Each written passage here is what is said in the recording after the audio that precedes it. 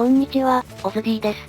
今回は石と丸石と苔を切り替え自由な石&苔切り替え製造装置の作り方のご紹介です。必要な材料はこちらになります。ブロックなどの素材は溶岩を使用している箇所は、石系などでその他はご自由に使用いただいて大丈夫です。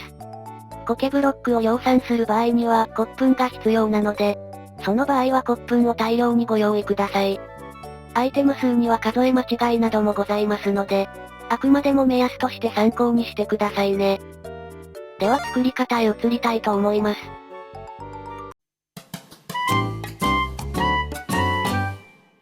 今回の装置は縦7マス×横7マスの範囲で作成します。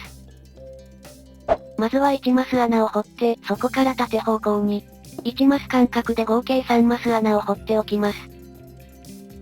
3マス掘った前後の穴のこの部分に、それぞれトーチを設置しておきます。真ん中の穴の部分にはレッドストーンダストを設置します。穴の間部分の2マスのブロックの上に、正面側からリピーターを2つ設置します。正面側のリピーターには、1回タップして遅延を入れておきます。一番背面のトーチの上に、この向きでオブザーバーを設置します。オブザーバーの後ろにブロックを設置します。レッドストーンダストとトーチの上に、それぞれブロックを設置します。そうしたらこんな感じで点滅していると思うので、正面側にレバーをつけて一度停止させておきます。オブザーバーの上から正面側に、ブロックを5つ設置します。レバーの横の位置からブロックを7つ設置して、同じ長さで追加で2列分も設置しておきます。今設置したブロックの両サイドに、それぞれもう1段ずつブロックを設置します。真ん中部分のこの5マスに、こちらを向くようにピストンを設置します。ピストンから1マス開けたこの箇所に、仮ブロックを5つ設置しておきます。ピストンの胴体部分を狙って、それぞれ水を流しておきます。背面のこの箇所にブロックを1マス設置します。ピストンの上部分から水を囲うように、残りの3方向にブロックを設置します。今囲った間部分にそれぞれ溶岩を流しておきます。石が生成される音がしなくなったら、仮ブロックを壊しておきましょう。オブザーバーの後ろのブロックから、正面側にレッドストーンダストを設置しておきます。ここにもレッドストーンダストを設置しておきます。背面のブロックのこの位置にトーチを設置しておきます。背面側のこの位置から正面のブロックの横までと、その右側に当たるこの1マスを掘っておきましょう。正面側のこの2マスにはラージチェストを設置します。チェストに接続するようにして、しゃがみながらホッパーを5つ設置します。ホッパーの右側と後ろ部分に、それぞれブロックを設置します。チェストの上にハーフブロックを植え付きで設置します。5つのホッパーの前後と真ん中に、それぞれ仮ブロックを設置します。仮ブロックの上にレールとホッパー付きトロッコを設置して、仮ブロックを壊して下に落としておきましょう。残りの2箇所にも同様にレールとトロッコを設置して、それぞれ仮ブロックを壊して下に落としておきましょう。3つ設置できたら残りの2箇所にも同様に、仮ブロックを設置してトロッコを落としておきましょう。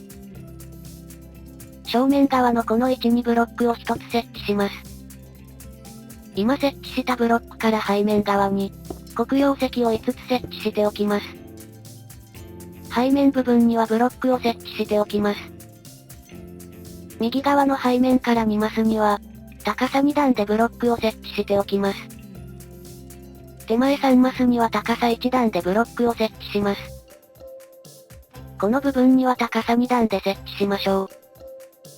トーチの右側から今設置したブロックの上に、それぞれレッドストーンダストを設置しておきます。正面側のこの位置にレバーを設置して、今はレバーを下げておきましょう。一番背面の黒曜石の上に、ターゲットブロックを設置します。ターゲットブロックの手前側に、正面を向くようにディスペンサーを設置します。ディスペンサーの上にしゃがみながら、正面を向くようにピストンを設置します。ディスペンサーの前にコケブロックを設置します。ターゲットブロックの上にトーチを設置しましょう。ディスペンサーに接続するように、しゃがみながらホッパーを設置します。ホッパーの上とその手前に、しゃがみながらラージチェストを設置します。苔の前からこんな感じでハーフブロックを設置しておきます。溶岩に落ちないようにハーフで蓋をしておきます。上のチェストの中に骨粉をある程度入れておきましょう。これで装置自体は完成となりますので、次は使い方の説明をしていきます。まずは左のこのレバーで石製造機を動かします。そうするとピストンが稼働して、生成された石が押し出されてきます。あとは石の前に立って、シルクタッチ付きのツルハシで掘っていけば石が入手できます。掘った石は下のチェストに溜まりますので、そこから回収してあげましょう。またシルクタッチなしのツルハシで掘った場合は、丸石製造機として使用することも可能です。こんな感じで丸石がチェストに溜まってくれます。あと苔を入手したい場合は右のレバーを上げてください。そうすると苔が伝播して、石を苔ブロックなどに変えてくれますが、石の上にカーペットができた場合は、手動で回収してあげるようにしてください。またたまに丸石が混ざることがありますので、そちらも同じく手動で壊してあげてください。好きなだけ回収できたら右のレバーを停止させ、上に散らばったアイテムも回収してあげましょう。あとはこのチェストの中から、アイテムを回収してあげましょう。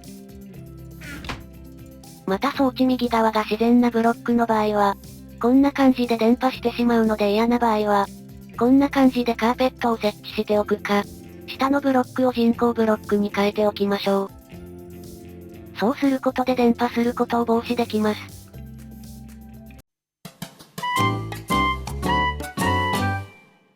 今回の装置はいかがだったでしょうか。石と丸石と苔の装置を3台設置すると、それなりに場所を取ってしまっていたのですが、今回はそれらを1台にまとめて使いやすくした、石&苔切り替え製造装置の作り方のご紹介でした。もしまだ装置もなくて興味がある方がいれば、参考にして作ってみてくださいね。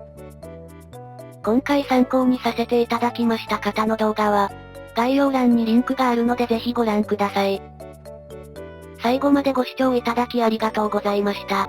ぜひともチャンネル登録と高評価もお願いします。また他にも色々な装置やトラップの動画もあるので、よかったら概要欄などからご覧になってくださいね。ではでは、また次の動画でお会いしましょう。バイバイ。